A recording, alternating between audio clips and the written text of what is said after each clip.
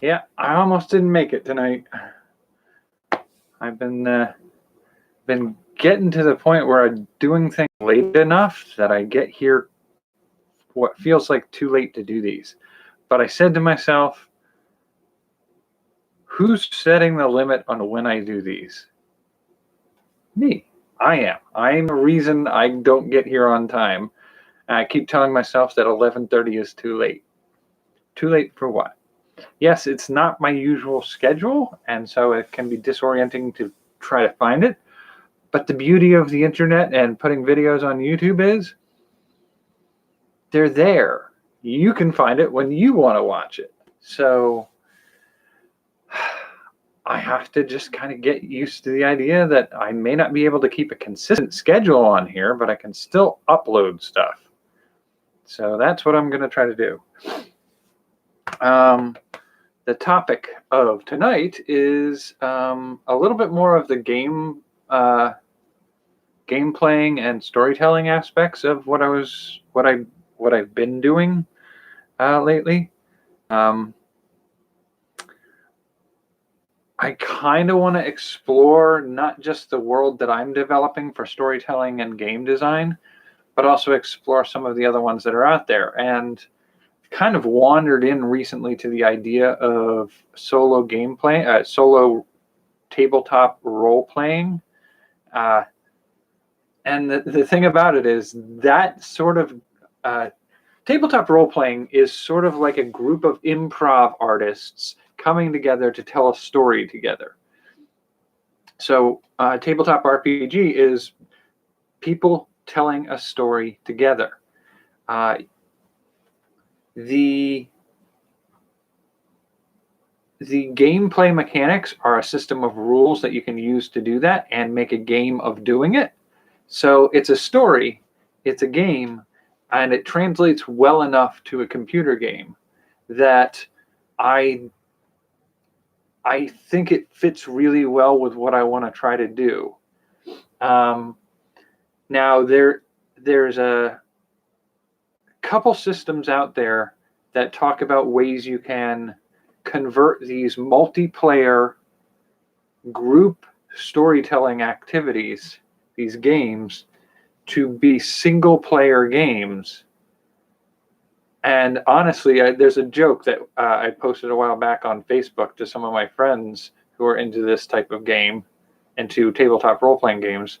And it's like, it was somebody posted on Twitter or something to that effect of, I want to create a role-playing game that I played all the characters myself and just tell the story myself. And then it says underneath it, I'm told this is called writing a book. It's sort of a joke on the idea that like everybody has these characters they come up with and they want to tell the stories of the characters and they play them in a game, and it's a drawn out process of telling that character's story. But what they really want to do is just tell the story. And so that's sort of part of the joke of this whole thing is it's making a game of telling a story. And I think that's sort of what I want to do, but there's also the aspect of like, no, I legitimately want to play some games. So like I can tell my own world building story that I've been working on through play testing in that story universe with new or reworked characters from other stuff I've worked on. So I've built a few playable characters in my games before. I have a druid with a very interesting twist. I have a thief / rogue who's a little unusual, which is a pattern of character development that I have a lot of. And then my most recent character that I've been playing more often is a barbarian. And that one has a very sort of deep mythological bent to it that is hard to express, because apparently in my character design, I just verbal character, and so he doesn't get to talk about his story. You only get hints of it and expressions of it through gameplay, and that's been an interesting challenge to try to achieve. But being able to take characters like those, rework them a little bit, and play test them in my universe that I'm creating for gameplay would be something I could do as a solo play story design. But the other thing I kind of want to do is, I have sort of always loved the games that give you the chance to tell these stories and the mechanics with which to design adventures and characters and stories to tell. So I've always been really sort of fascinated by those games, and I've always sort of kind of collected them. And so I'm going to grab a few things down here, and I think I'd like to do some solo gameplay of some of these. Some of them may be really hard. Like, these are really unknown to some people, but this is called Dream Park. Let's see if I can get the light to not bounce off of it here.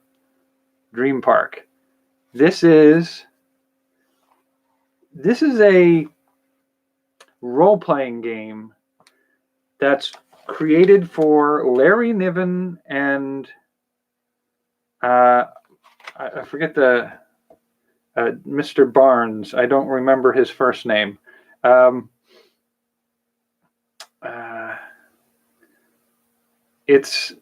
There was a series of novels written by these two authors about a futuristic theme park in which people could go into the park and dress up and use some virtual reality equipment to role play characters in any number of fantasy and science fiction settings. And so that's a fun series of stories. I think I reviewed the first one on here at one point. But they made a role-playing game in that universe. So to recap, this is a role-playing game about people who role-play in a theme park in the future. So I'm like, I have to get that. It's a game about people playing games that you create a character that creates a character. And so it's so meta that I have to play that. I think it took me months and months to track down what I needed in order to play this game. But I do think I might be missing a few pieces. I think specifically the character cards.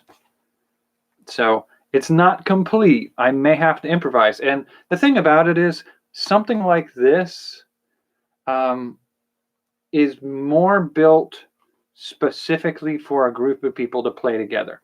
There are no rules as far as I can tell, and I'd have to reread this, but there are no rules in something like this for how to do this by yourself. So I would have to use a different set of rules for adapting games like this to single player play. But I think it would be fun to do a live 1 or 2 hour playthrough of that as a simple small adventure, and just see if it's worth doing more of. And so there are other games like that. This is based off of the GURPS Super System, but it's Wild Cards. Wild Cards is one of the most original fiction series. It's a series of short stories that were edited together by George R.R. Martin. And it's a superhero universe that's very different from anything that I'd ever really encountered before then. And I enjoyed the stories so much that it kind of made comic books harder for me to enjoy, because it's so much more literary and raw. Its characters are much. I mean, Marvel's gotten to the point where its characters are much more human and real and a little less spandex, bam pow kind of stuff. But this always struck me as sort of like a what if superpowers were a real thing and it wasn't just a comic book universe, it's our world. And so it had a more, I don't want to use the term gritty because it's not about necessarily all being dark and grim. And it's not always, grim for grim's purposes. But the storytelling was, there's no magic without consequences. There's no poof, amazing abilities. Like everything has a consequence. And those consequences, like they discuss things like McCarthyism and world politics and abuse and trauma, that like they have a character who's so traumatized by their experience and feels so cast out that he is scared of what's happening to him, and he gets an ability unwanted that constantly is forcing his body to change and adapt and do different things, and it disorients him and causes problems in his life, and as a way to try to cope he becomes addicted to drugs. And like that's a realistic expectation of what happens when you put somebody in extraordinarily bizarre circumstances. And so to have a superhero story universe like that, I loved what they did with the short stories. And the fact that they made a supplement, some materials you can use to play characters in that universe. Again, it took me a long time to track down a copy of this. And when I did, it's a damaged copy. So it's not the best condition, but it'll do for what I need it for. And I want to see if I can... it's a GURPS. It's a general universal role-playing system. I believe that's what it translates to. But it's a system that I can play with a group of people. I don't know that there's a lot of information out there about how to adapt it to single player, but there are a couple other single player game systems that you can sort of slot in other game systems like these into. And I think it would be fun to create an original character and play in the Wild Cards universe.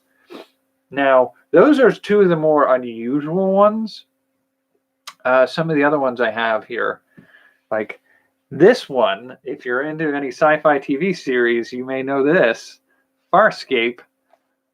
This is I believe it's it's a D20 based RPG system. So that means it's using a sort of base set of rules for gameplay that's very similar to Dungeons and Dragons. So taking those rules, somebody designed out a Farscape role-playing game. Now, I would love to create a playable, interactive story of Farscape adventure that I could play out live on a series, one or a series of small videos. Season 1, where are the rules for character development? Come on. Orlin. They've got some of the races and some of the history.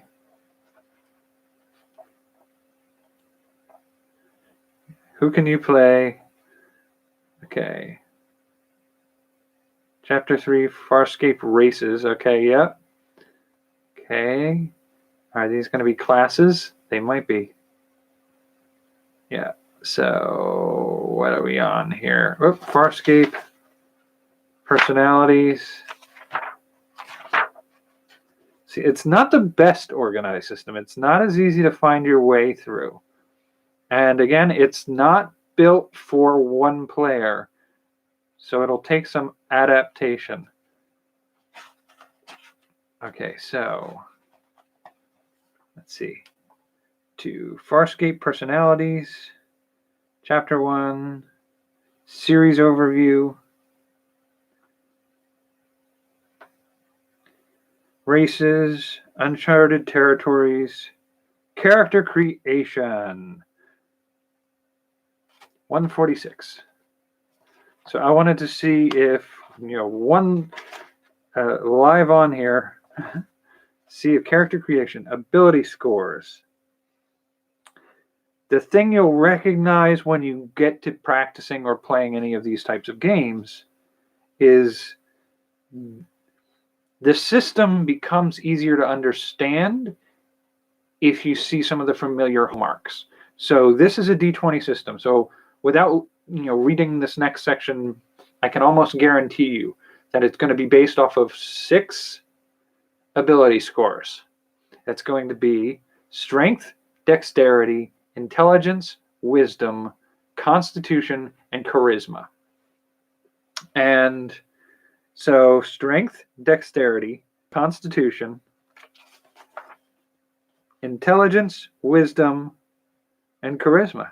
So it's going to be pretty much like a D&D mechanism, Dungeons and Dragons mechanism, but everything else is skinned to be Farscape. So that one's a little more familiar to most of the players out there. I do still want to play a couple of Farscape games maybe, and I'm trying to see if I can pull up something else here. What I was sort of saying there was, okay, so that's a D20. That's based off of the D20 Open Gaming System. This is called Iron Kingdoms. Now, Iron Kingdoms, to the best of my knowledge, is not a D20 system. So, let's see. Iron Kingdoms character stats, 105. This is a beast of a book. And right off the bat, that usually tells you they're including a lot about the base core mechanics, which means they're not going to be the same as what you're used to. So here we have primary and secondary stats. You have physique, agility, intellect. So I think are those the 3 base ones? Physique, agility, and intellect. But each of those is subdivided. So you have physique has speed and strength. Agility has poise and prowess. And intellect has arcane and perception. Derivative stats include defense, initiative, armor, and willpower. The willpower stat is determines the character's ability to resist the effects of fear and mind control magic. The character's willpower is the sum of his physique and intellect. That's an interesting one. Okay, so physique, agility, and intellect as your base stats, and then you have 2 substats for each one of those. And agility, I'm not sure how they're calculated, if they're all a separate roll or what. So that's something to look forward to exploring during gameplay. So this system's going to be distinctly different than a Dungeons and Dragons or a D20 based system. Whereas the Farscape was D20. And if you're familiar with old school science fiction, again, you may recognize Babylon 5. And this was hard to find a copy of. This was super hard to find a copy of. But if I remember, yep, there you go. It's a D20 system. D20. So as a D20 system, again, we'll crack this baby open, and I will pretty much guarantee you that character creation is going to have 6 stats, and they're going to be characters on Babylon, equipment, signs and portents, campaigns on Babylon 5, character sheet. Let's go to 302 is going to be in the back, I think. Yep. It's going to be like the very last page. Almost always there's a character sheet as the last page. So character stats are strength, dexterity, constitution, intelligence, wisdom, and charisma. Again. So it's going to be, they're going to be variances. Each one of these things is going to be a little bit different. In Dungeons and Dragons, generally speaking, you're going to have armor class, which is what ability you have to resist damage, and that's in this case, I think it's calculated a little differently than Dungeons and Dragons would be.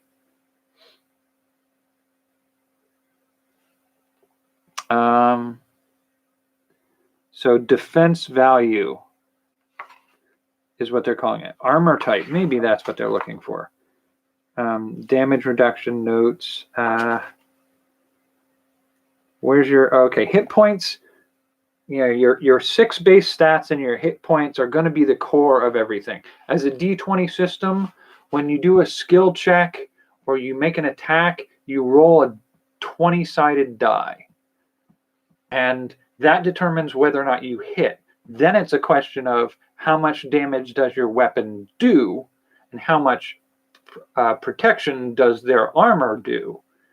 And that's really the core mechanic of all conflicts.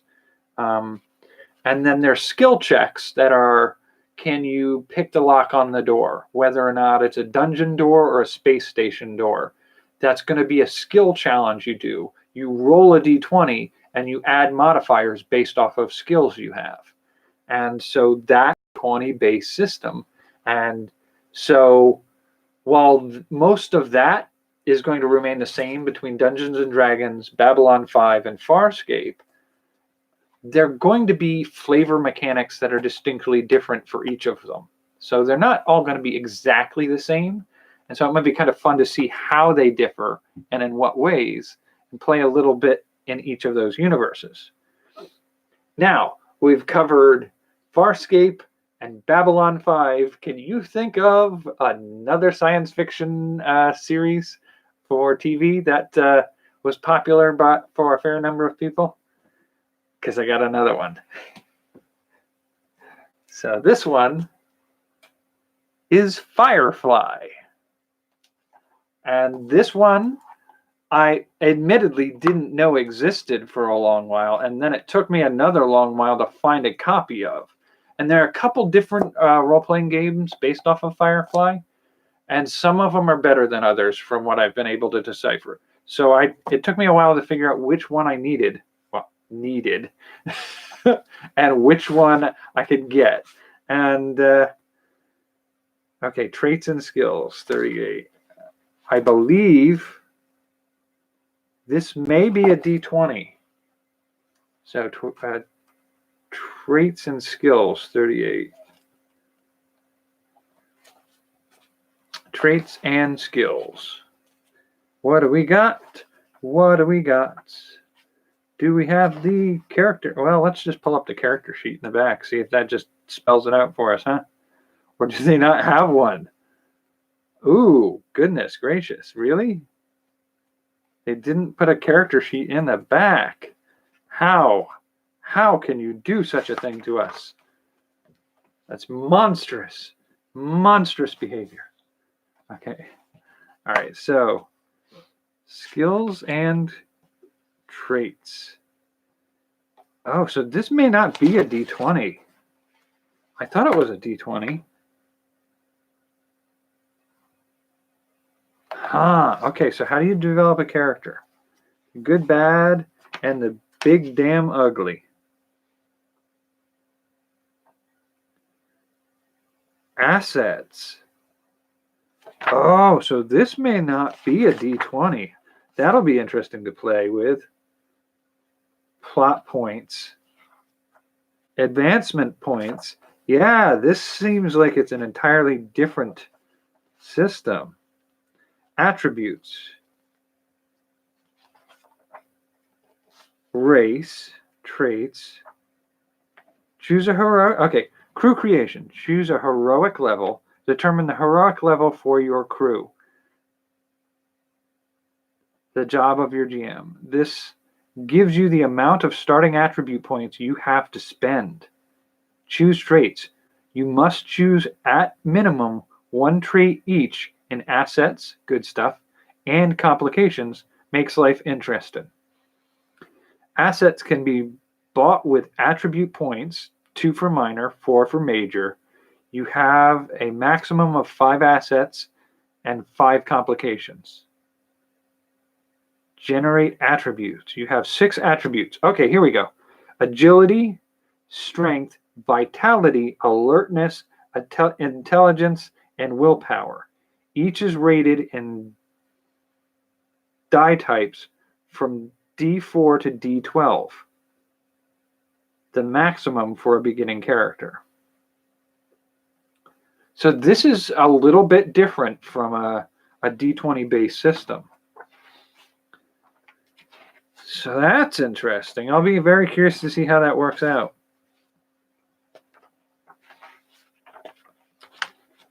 Okay, assets. Athlete, born behind the wheel, fighting type, friends in high places, friends in low places, healthy as a horse, lightning reflexes, mechanical empathy, natural linguist. So these are just assets that they give to you. Weak stomach, new specialties.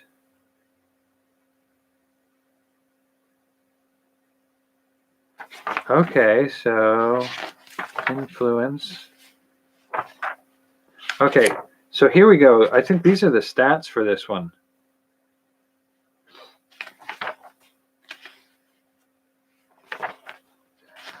Pilot. Unarmed combat. The idea. Okay, so how do we do character creation? Can you give me that info here? Honeybeer. Okay, Out in the Black. Brief guide to the verse.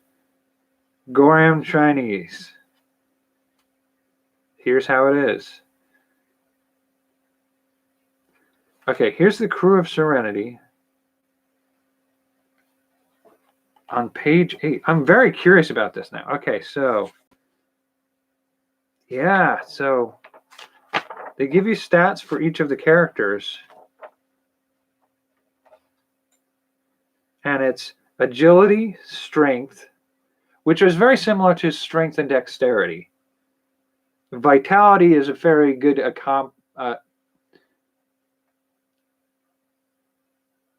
approximation of constitution. Intelligence is the same. Willpower is sometimes considered to be the same as wisdom, but they have alertness rather than charisma. So willpower and alertness are particularly different from D20 based system. So that'll be something to explore. I'm very curious about that one. And again, I'd love to do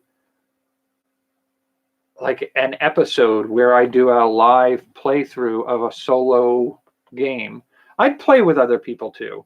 I mean, if that was an option, if there were other people who wanted to play, I could give that a try. But there's a game system I got years ago, back when TSR still owned Dungeons and Dragons before Wizards of the Coast bought them out. They came out with a system that was the precursor to the D20 system that these are based off of. So these games here are D20 based. Prior to that, Dungeons and Dragons was more complicated in its rule system. and there weren't as many other systems based off of its core mechanics. But TSR gave a try at a slightly more universal game system, and that system was the start of what eventually became the D20 system. And I found that game system when I was still in school, and I was fascinated by it. And I wanted to do something, but I've never found anybody who could play with me. So here's that one. It's called Alternity.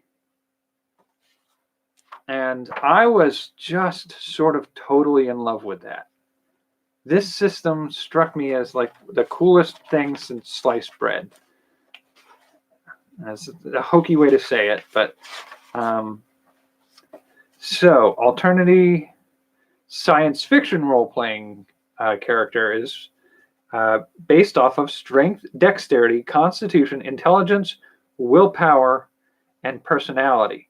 So it's not quite the D20 system that the others are based off of.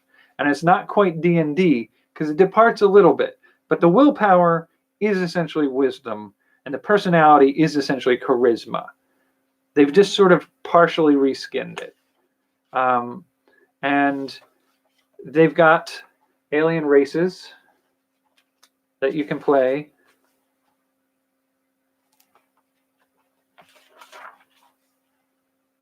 And they have some of the classic science fiction tropes to them. You have the sort of like the Klingon or similar type characters. In Farscape, it would be Dargo. In Star Trek, it would be Worf. The warrior, proud, moderately primitive characters. And then you have sort of like the Borg characters, the cyborgs and the technologically integrated. And just they have some of the classic tropes sort of framed up in a way that makes them a playable game. And then you have those base stats, those 6 base stats that you can use to build your character. They do a little bit differently on how you roll to do certain things. So D&D tended at the time to be a very, you roll to, armor class was armor class, we mentioned before, was your protection against certain things. And armor class 0 was considered to be sort of like the midline. A negative armor class was a super, super protected creature like a dragon. The higher your number was in armor class, the less protected you were. And then there was a number called 2-hit armor class 0. It was a statistic that you used to figure out what you had to roll to be able to hit a character. So to hit armor class 0 was what your character needed to have as a roll on a D20 or whatever dice you were rolling at that time to hit a 0. And if the monster you were fighting were a -5 armor class, then your 2-hit armor class 0 number would have to add 5 to it in order to be able to hit that creature. It's a very complicated system that they used to use before they switched over to a system more like a D20 based system. And now in Dungeons and Dragons, it's literally just roll a D20, and if the monster is protected by higher armor, then they have a higher number that you have to roll to beat them. So if you want to face a storm giant, which I believe is like an armor class 13, you roll a D20 and you add any modifiers, so your proficiency with your weapon and those types of things. And whatever number you roll on your dice, plus things like your strength or dexterity, depending on the weapon, and your proficiency. And in my case, as a character who's playing a barbarian, I add my rage. No, I add the rage to the damage. I'm always a little foggy on some of that. But you roll your d20, you add your bonuses, and you try to be at 13 or better to hit a Storm Giant, which is an armor class of 13. That's a much more streamlined, simple system than the old one TSR used to use. That was sort of started in this one. It's not quite the same mechanic, but this one was the one that really started getting them to simplify and streamline the game system. So I've sort of always been in love with the setting they built for that. I've got like multiple books for that setting. I've never been able to find somebody to play it with me. So I might be able to adapt it to be a one-player game system and do a live gameplay for it. Now, here's one of the things I got for it that you might recognize the name of from other sources. It's StarCraft. They made an adaptation of StarCraft to the Alternity role-playing system. So there's a tabletop version of StarCraft that you could play and make your own characters from scratch to play in that universe with those characters and fight those monsters using the Alternity role-playing system. And I was like, yes, please. I would love very much to do that. And then I got one more here. I've got a few others in digital format only, and a few that I haven't stored, I think, that I couldn't track down right away. But this one was one of the more fascinating approaches to the superhero game genre I've seen. And it's built by, I believe it's a White Wolf game. This is not a D20 base, if memory serves. This is a White Wolf never really got into I don't think White Wolf ever really got into the D20 system. The table of contents would have been super great if you had included that for us, huh? So there's a whole section in the beginning that's really a lot of world building. It tells you the history of the creation of characters and how people got their power, or well, they don't really know how people got their powers. It just, there was the sparking event that happened that day. Something about a satellite exploded or something. Okay, so system. This is a storytelling game.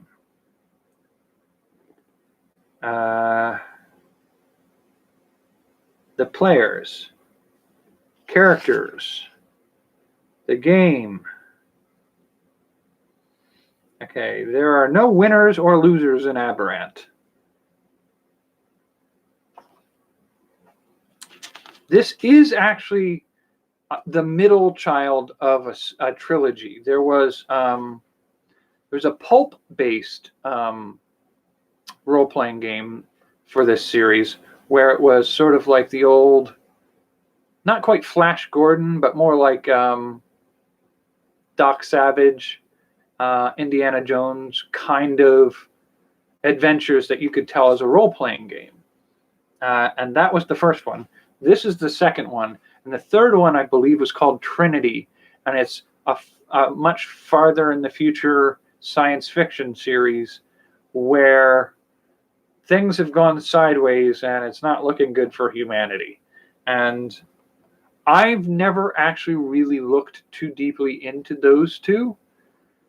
Of those two, I'd be more interested in the pulp role-playing. Okay, so this one is... Okay, is there anything on the character stats? Second chances. Okay, character creation. Phase 1. Have you decided what your character was like prior to his eruption? For all intents and purposes, you are creating a normal human being, just like any one of us, with talents, skills, and aptitudes appropriate to his background or profession. Don't worry, you'll get to add plenty of powers during Phase 2. For now, create a character. nature, allegiances, choosing attributes.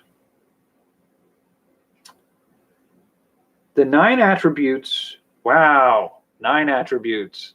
There are 3 extra attributes than D&D uses. That's a lot to keep track of. There's a lot of math in these kinds of games. All human attributes through Nova, though Novas often enhance their attributes to superhuman levels, these traits are the basis for all of your character's capabilities. Each character's attributes are rated on a scale of 1 to 5 and are represented by dots. 1 dot is poor, 2 is average, and 5 is the peak of human potential. Though for a Nova, a 5 may be quite mediocre. Novas start with a rating of 1 dot in each of the 9 attributes, which may then be improved upon by spending attribute points on a 1-for-1 basis. Okay, attributes are divided into 3 areas: physical, mental, and social. You must prioritize these 3 attribute categories, determine one area in which your character is particularly adept, one in which she is fairly average, and one in which she is weak. You spend 7 attribute. Yeah, I'm not going to go too deep into the weeds here, but so let's see. Where are they? What are the names of the attributes? So, I mean, it should be relatively clear at this point that this is a departure from the basic D20 system. Okay, so strength, dexterity, stamina, intelligence and wit, and charisma. So that would be the 6 basic D&D ones in here. But they also have perception, appearance, and manipulation. So strength, dexterity, and stamina are the 3 physical stats. And they are 3 stats that pretty much word for word are the same kind. Well, they're very similar to 3 stats from D&D. Now, in D&D, you also have intelligence and wisdom. They have in here the 2 mental stats of intelligence and wit, with the third being perception, which is a skill roll in D&D, not a stat in and of itself. And then in D&D, you have 1 social skill, which is usually charisma. And they have charisma in here, but they also have manipulation and appearance. Now, I'm kind of curious about the appearance one. To be fair, when I played D&D years ago, before the D20 system became the base, they had charisma was both a skill and an aspect of how attractive you were. It's moved away from that, where you can have a charisma of 3 and be an attractive person in D&D now. You just have the social skills of a dog. But appearance is split off from that. It's not a factor you have any stats for. But here they distinguish the 2. So charisma they're using, and they have sort of subcategory skills here. It's command, etiquette, and perform. So that's sort of like the D&D equivalent of charisma these days. But they also have appearance, which includes skills like style and intimidation. And then manipulation is another social skill that they've split off from charisma. And that one's interrogation, streetwise, and subterfuge. Streetwise actually is something we would normally tack in under wisdom.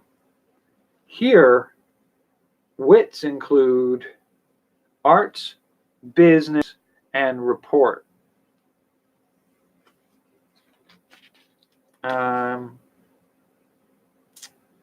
Perception is awareness and investigation, which would go under intelligence in D&D right now. So I could theoretically adapt everything in this book over to be playable through D&D if I wanted to. It'd just take a boatload of really sussing out what's the intent behind doing this, convert it over to play on D&D. But the goal for me here isn't to necessarily convert all of these over to play in D&D. There are system agnostic solo role-playing rule guides that are basically how do you do the part of player character and dungeon master together, and how do you tell a story with more than one character interacting when you're the one who makes all the choices, essentially. And so what it does is it gives you a mechanism for randomizing or generating situations that you can't be ready to handle. So, like, the big problem with a role-playing game is a role-playing game is people sitting at a table and somebody telling them about challenges that they're facing, and they have to figure their way through them in some way or another, using the skills they have as characters. Now, if you're going to do that as a solo game, you have to have some sort of divide between setting up the problems and then solving the problems, so that it's not like, well, it'd be really neat if next you come into this situation where this thing that I know how to figure out is there. Like, you can ruin a story quickly that way. So there's some mechanisms for doing that. And they're system agnostic because they don't require that you use a D20 system with the 6 stats in D20. But you can actually just use the information they have to adapt games like this and D20 games and Iron Kingdoms and Alternity, and adapt them to be able to be played with you as both the dungeon or the game master and the player character. So I kind of want to do that and play a little bit of each of these, maybe single adventures, maybe small multi-episode adventures, maybe a whole campaign if I really get into one. So I'm kind of interested in seeing what I can do with those, but it's not just from exploring how the systems are different from each other and learning how those games play out. Like this, we've got Alternity, D20, the Aberrant game, the Serenity game, which is surprisingly a little bit different than a D20 game, the Wild Cards, which is a GURPS game, and then Dream Park, which is its own system. And that's just to start with. There are a few others, and there are some of them that actually are built to be able to be played single player. I believe previously I was looking at, was it Mythic? Or something like it, that I had pulled up last time. And it was a system for doing single player games. It has a base system that you can play, but it also has mechanics that you can use to adapt any of these other games to single player. Another single player game that's out there was one I think I've mentioned before, which is Ironsworn. And that's a whole system of single player that can be played with more players without a GM, and then it has options for playing with a GM as well. There's another type of game that's out there. I believe it's called Cypher. Cypher is a game that is run with a GM, a game master, but a lot of the mechanics take a lot of the work out of the hands of the GM. And so I think with some of the adaptive skills from Ironsworn or Mythic or D&D solo ideas, I could adapt a Cypher game easier to play as a solo. Because from just looking at it, I haven't played any Cypher games yet, but from just looking at it, instead of Cypher games being Dungeon Master controls certain monsters and player plays certain characters and they conflict with each other, Dungeon Master plays the monsters, player plays the heroes, they clash, and you resolve those situations. You come to a skill challenge, and the Dungeon Master sets up the challenges, and the players have to try to beat the Dungeon Master in those aspects. Now, ideally, a Dungeon Master or a Game Master is somebody who's setting things up to help the characters tell a good story about their characters.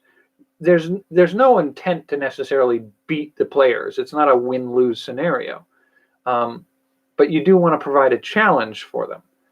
In Cypher, the characters would encounter monsters, and the players roll for their characters and then roll to see what happens to their characters as a result of the monsters. The DM isn't playing in that scenario. And so I think it might adapt a little bit easier, but that's part of the question. I get to try the system out, explore how the system works, and at the same time, tell a story, play a game, and create a story in which I could probably set up a computer game to play, especially if I use something like RPG Maker or something like that.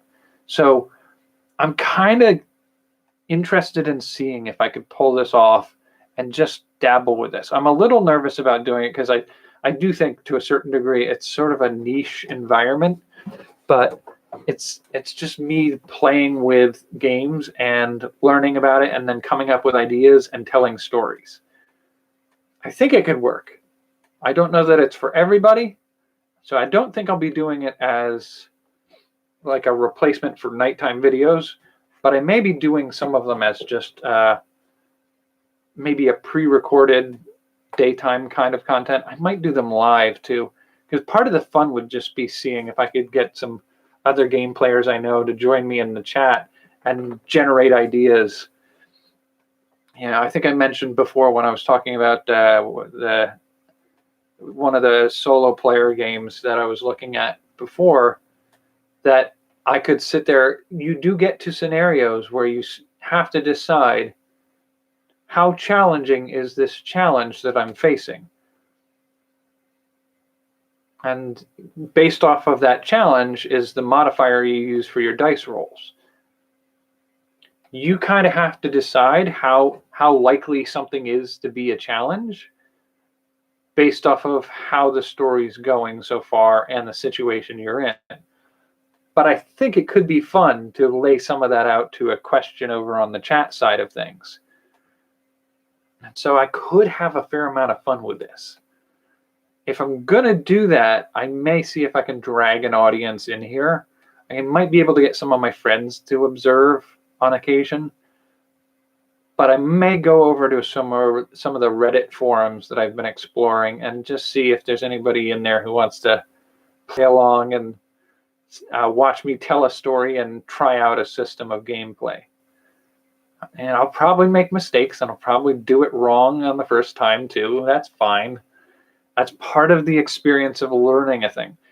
I think that's in its own way a valuable thing to uncover, is if you're in the middle of playing a game and you get a lot of things wrong because you don't understand what the rules are telling you, that tells you something about the game you're playing. I think that's worthwhile. I can see that as being potentially worthwhile. All right. So with that being said, we are approaching an hour of me rambling about my enthusiasm for dabbling with different role-playing games. I'm sorry if it was a bit of a weird ramble. It's definitely been too long since I've been on here for me to just drop a 1 hour ramble, but I guess that's what we're doing tonight. I thank you for sticking with me. I'm going to go do go do a few other things and then call it a night. So take care. I will catch you next time. I'm hoping for tomorrow. I won't guarantee tomorrow because we're seeing how well that works out. But I will try for tomorrow. Until then, take care and have a good night.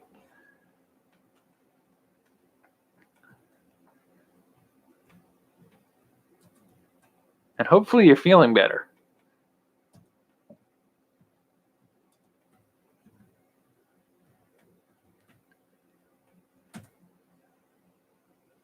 Good night.